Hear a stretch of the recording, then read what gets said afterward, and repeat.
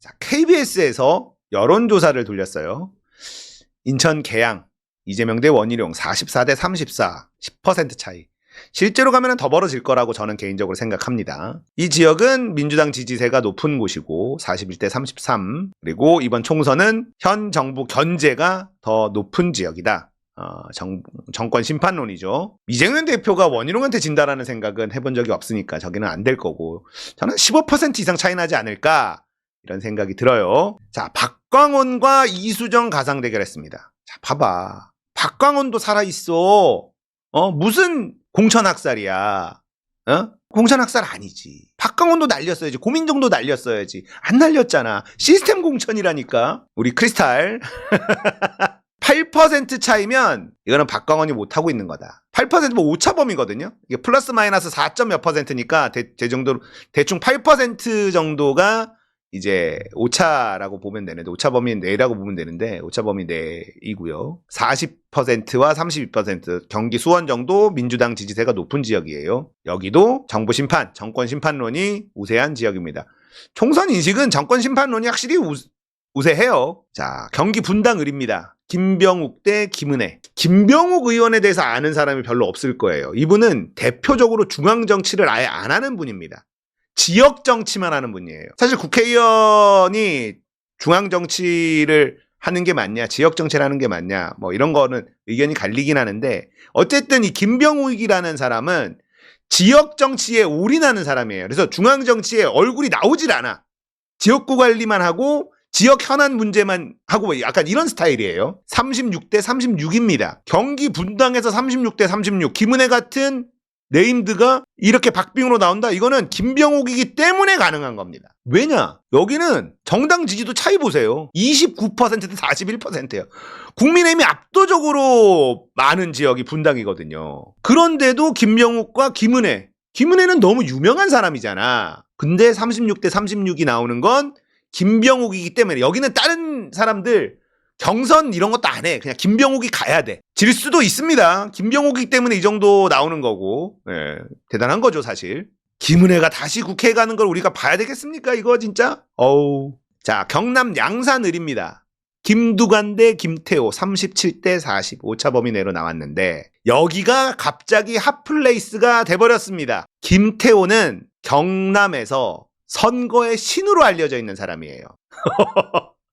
선거의 신으로 알려져 있는 사람이야. 근데도 이 정도로 나온다? 여기서 김두관이 김태호를 잡으면 김태호는 이제 정치 인생이 이제 완전히 저무는 거고, 쉽지 않습니다. 김두관 의원이 이기는 게. 두관이 형님이요, 사람 참 좋아. 정말 좋은 사람이에요. 가끔 가다 헛발질을 해. 정무감각이 떨어진다. 뭐 이런 표현들을 많이 쓰는데, 이분이 정무감각이 떨어지는 인물로 대표적입니다. 사람은 좋다니까. 그때 경남 도지사 버더차고 대선 후보 나올 때 그때부터 우리가 알아봤잖아.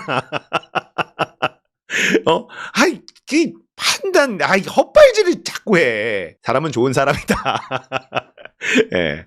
그래서 김두관 의원이 뭐라고 할 때 스트레스 받으면서 김두관 버리자. 김두관은 버리면 안 돼요. 김두관은 의리는 있어. 의리 있어. 이재명 대선 그때도 의리 있게 딱 이재명하고 이런 거 의리는 있다니까? 근데 가끔 가다가 이상한 짓을 하긴 한다. 문제는 경남에서 김두관을 대체할 인물이 있느냐? 없어요. 경남에서는 김두관을 밀 수밖에 없습니다. 그러니까 경상도에 이제 출마하는 사람들 중에 대체가 안 되는 사람들이 있어. 대체가 안 되는 사람이 있어서 김두관에게 실망 많이 하시는 분들 계시더라고. 근데 저는 이제 이분의 스타일을 알기 때문에 실망을 안 하는데, 아무튼 그렇다는 거. 박빙입니다. 여기 매우 흥미진진해질 거예요. 매우 흥미진진해질 겁니다. 네, 여기도 국민의힘이 굉장히 높은 지역.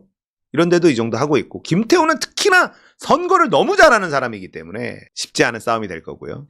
서울 중성동갑의 임종석 대 윤희숙. 야, 윤희숙 같은 애한테 이렇게밖에 차이가 안 난다고? 임종석? 경쟁력 없어요. 경쟁력 없습니다, 임종석. 비호감이 너무 커. 근데 여기에 추미애를 넣고 돌려봤는데 추미애는 지는 걸로 나왔어요. 이수진 의원이 이제 열받는 일이 여기서 나오단 말이야. 지금 KBS에서 추미애를 여기저기 넣고 여론조사를 돌려본 거란 말이에요. 추미애는 확실히 글쎄 이게 좀 표집을 좀 봐야 될 것 같은데 아무튼 이렇게 나왔다는 거. 근데 이제 얼마나 보수 진보가 표집이 됐는지가 데이터가 아직 공개가 안 돼 있습니다. 이수진, 나경원 37대 41 박빙의 승부를 펼치고 있습니다. 추미애, 나경원. 추미애가 더 낮게 나와요. 추미애를 여기다 붙였기 때문에 이때 이제 이수진이 열을 받았던 거죠. 이런 여론조사가 돌아간다. 당에서 한 게 아니라 KBS에서 한 거다. 자, 얼마나 보수가 과표집됐는지 이런 걸 알 수 없습니다. 아직까지 데이터가 안 나와 있어요. 이게 그 홈페이지 여론조사 관리위원회 홈페이지에 가면 여기 이제 백데이터를 볼 수가 있는데 이게 시간이 얼마 지나야지 공개가 된단 말이에요. 근데 아직까지는 그게 공개가 안 돼 있어서 그게 나오면 좀 더 확실하게 분석을 할 텐데 추미애 의원이 여기저기 집어넣는데 경쟁력이 안 좋다. 이렇게 나오고 있는 거는 조금 의아하기는 합니다. 네. 추미애도 악마화를 너무 시켜놨기 때문에 비호감도가 많이 높아진 상태인 듯 보이는데요.